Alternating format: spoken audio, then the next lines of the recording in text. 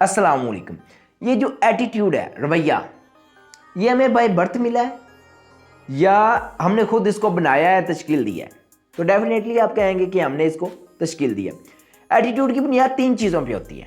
पहला है माहौल, इन्वायरमेंट। जैसा इन्वायरमेंट होगा बंदा वैसा बन जाएगा। जैसी मशीन होगी उसकी आउटपुट वैसी होगी। आप फोटोकॉपियर मशीन से फोटोकॉपी हासिल कर सकते हैं रियल चीज़ में। दूसरा है एक्सपीरियंस।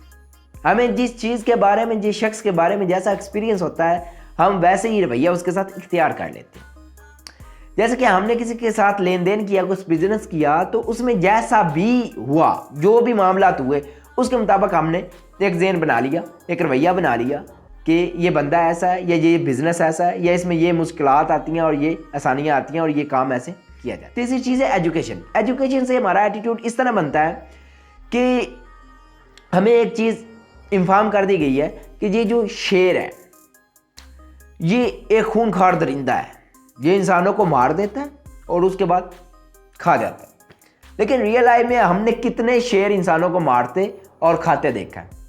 कोई भी नहीं। और अगर इनफैक्ट अगर हमारे सामने शेर आ जाए अभी, तो हम तो क्या मतलब कि भागने की भी हो सकता है सकत ना रहे, क्योंकि हमारे पास पहले इतना ऐसा एटीट्यूड बना दिया गया है ना हमारा।